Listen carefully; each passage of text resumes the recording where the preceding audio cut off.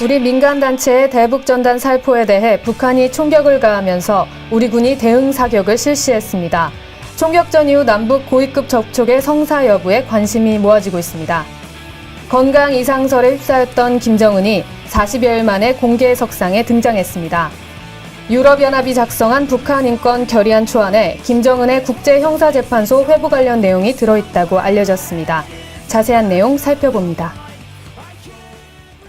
안녕하십니까. 유니TV 한반도는 지금의 강혜윤입니다.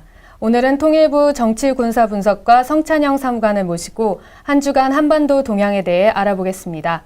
사무관님 안녕하세요. 네, 안녕하세요. 네, 아시안게임이 폐막한 10월 4일이었죠. 남북은 고위급 접촉을 개최하기로 합의하는 등 대화 분위기가 조성되지 않았습니까? 그런데 지난주에 남북한 간에 총격전이 있었습니다. 예정돼 있었던 접촉에 영향은 없겠습니까? 네, 우리 민간단체가 대북전단을 살포했던 지난 10월 10일 북한이 우리 민간단체의 대북전단 풍선을 향해 총격을 감행하는 도발 행위를 하였는데요. 이 중 일부가 우리 측 민통선 지역에 낙탄되어 우리 군도 대응 사격을 실시한 바 있습니다. 북한은 10월 9일 조평통 서기국 보도를 통해 우리 민간단체의 대북전단 살포 계획 관련해 비난과 위협을 했는데요. 그 내용을 보면 남측 당국이 민간단체를 내세워 삐라살포 노름을 벌리는 것은 남북관계를 개선할 의지가 없는 것이며 남측 당국이 삐라살포를 허용하거나 묵인한다면 남북관계는 파국으로 치닫게 될 것이라는 것이었습니다. 또한 10월 12일에는 남북 고위급 접촉 북측 대표단 대변인 담화를 통해 삐라살포와 같은 도발이 계속되는 한 보다 강도 높은 물리적 타격으로 대응할 것이라고 위협했습니다.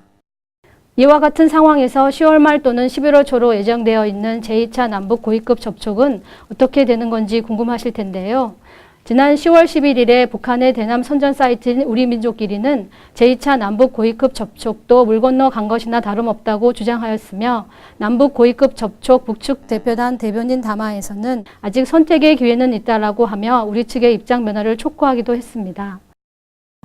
정부는 제2차 고위급 접촉은 성사돼야 한다는 것을 기본 입장으로 북측에 제의할 구체적 내용이나 시점을 현재 검토 중에 있습니다.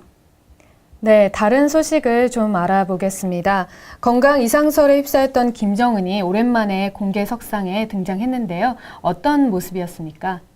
네, 10월 14일 조선중앙통신은 김정은이 평양에 완공된 과학자 주택단지인 위성과학자 주택지구를 현지 지도했다고 보도했습니다. 김정은의 현지 지도 날짜를 구체적으로 밝히지는 않았지만 과거 보도 간행으로 미뤄 전날 이뤄진 거로 추정됩니다. 같은 날 노동신문에 김정은 현지 시찰 사진이 게재되었는데요. 김정은이 지팡이를 짚고 앉아 있거나 걷는 모습이 담겨 있었지만 거동을 하는 데는 큰 문제가 없어 보이는 모습이었습니다. 김정은의 공개 활동은 지난 9월 3일 모란본 악단 신작 음악회를 참석한 것을 보도한 이후로 40여일 만인데요. 김정은은 지난 7월 8일 김일성 주석 20주기 중앙추모대회에서 처음으로 다리를 저는 모습을 보이면서 건강 이상설에 휩싸였는데요. 지난 10월 10일 북한의 노동당 창건 이래는 집권 이후 매년 행했던 금수산 태양궁전 참배 역시 보도되지 않아 김정은의 건강 상태와 체제 안정성에 대한 논란이 지속되고 있었던 상황이었습니다. 네, 지난주 유엔에서 김정은을 국제형사재판소에 회부한다는 내용이 들어간 결의문이 회람되었다고 해서 화제가 되지 않았습니까? 이건 어떤 내용입니까? 네, 지난주 유럽연합이 작성한 북한 인권 결의안 초안이 유엔에서 비공개로 회람되었다는 소식이 있었는데요. 북한 인권 문제와 관련해 김정은 등 북한 내 반인권 행위 관련자를 국제형사재판소 등에 회부한다는 내용이 들어있었다고 알려졌습니다. 김정은을 겨냥했다는 점에서 북한의 반발이 거세질 것으로 보입니다. 지금까지 한 주간 북한 동향을 알아봤습니다. 정치 군사 분석가 성찬영 사무관께서 함께 해주셨습니다. 고맙습니다.